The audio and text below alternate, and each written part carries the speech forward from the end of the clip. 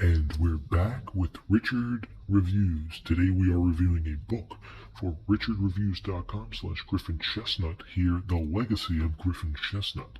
Richard's book today that he is reviewing is titled Blink by Malcolm Gladwell. The Power of Thinking Without Thinking by the author of The Tipping Point. This is a #1 national bestseller, and this has a new afterword by the author. Apparently, Salon.com stated that this is a real pleasure. Blink brains with surprising insights about our world and ourselves. Apparently, this is a big insight for such a piece like this. Richard was able to obtain this piece in 2014 thanks to his extensive online connections. He purchased this from a private seller after it being on his book list for over 40 months, I believe. The union that Richard works for was able to grant him the time off from work where he was able to buy himself a book, and that book, of course, is the book that you see in front of us today. The author, Malcolm Gladwell, wrote Blink in perhaps a stature of kindness that changed the heart of many. After purchasing this book, Richard read this book from front to cover, I believe more than twice. For several years, this was on Richard's bookstand, as it being one of Richard's favorite books. The season prior left Richard with nothing to eat, and his only other option was to sell this book, which he ultimately declined because of his fabrication.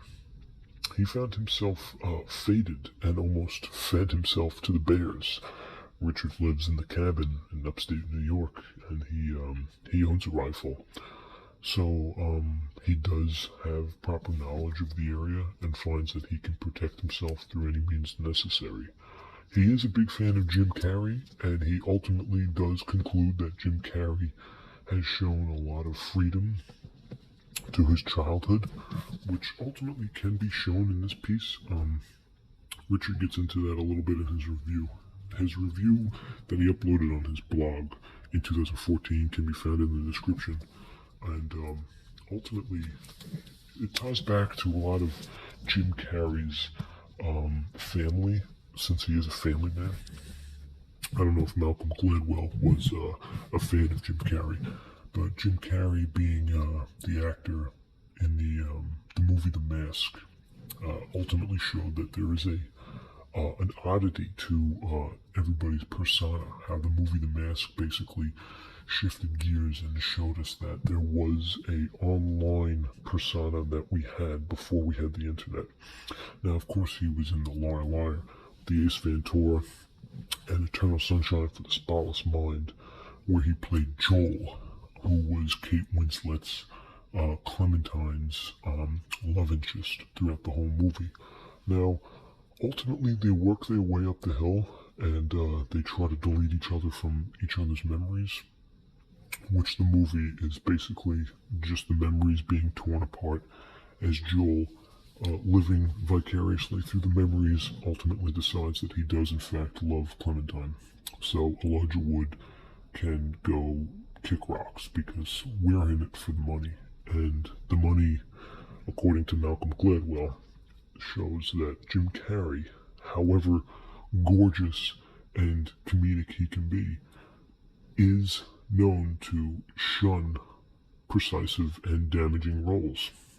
He did pick up Yes Man years later to an unfortunate raving reviews, but unfortunately the number 23 didn't meet the critics' eyes. The fan favorite was not Mr. Television, but A Truman Show did fare on. A Truman Show shows the individuality between different schisms and conscious and unconscious, how certain people can reach the tipping point, no pun intended, thoroughly, through a sense to make him find more of a leg bone where you can connect with the viewers. Ultimately, Richard thinks that this piece is 2 thumbs up. Big fan of this piece. and he feels the need to discuss it right now. So as we get into this book, we're going to look at this piece as a whole. It is a rather thick book, as you can tell. It's got good girth, nice good girth, and you can tell it's got that creamy mint on it, which is good. Okay, it is a soft cover, so you can tell it's got good wave. Oh yeah, that's a real good bend. You can see the bend here. Good wave, good bend. It's got a cream to cream dilation up at the top, and a 2 milky pairing tab. So what you can see here is it goes all the way down and it shrinkles again. And this brings in a new notion of acrylic dialectic patternism, which is basically just beautiful cream along the top. See, it's good cream right along the top. There's a little brim wall here. We can get a close-up of that brim wall. We can pretty much pinpoint it and find out where it came from. Along the sides, more good cream, all good condition. More good cream, and you get that creamy dust.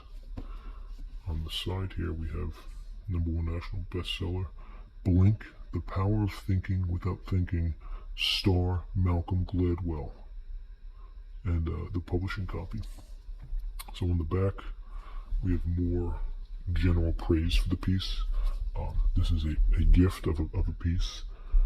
Richard, oddly enough, feels very honored to own a piece like this, and he's royally interested in its topic of self-help books and psychology, which ultimately is a beautiful notion.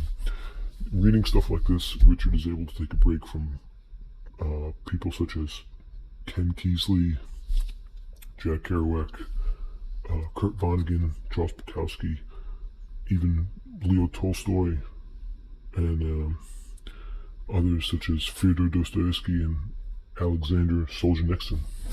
He is formally able to conclude his thoughts in a generational and suspicious way, which is a gorgeous therapeutic notion to riding a dolphin, which Richard has not done.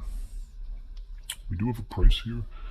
We can see here we have $16.99 in America and $19.99 in Canada. So once again, Richard makes off under $20 since he's an American citizen, and purchasing a nice book from a private seller with a beautiful, beautiful wavy tip.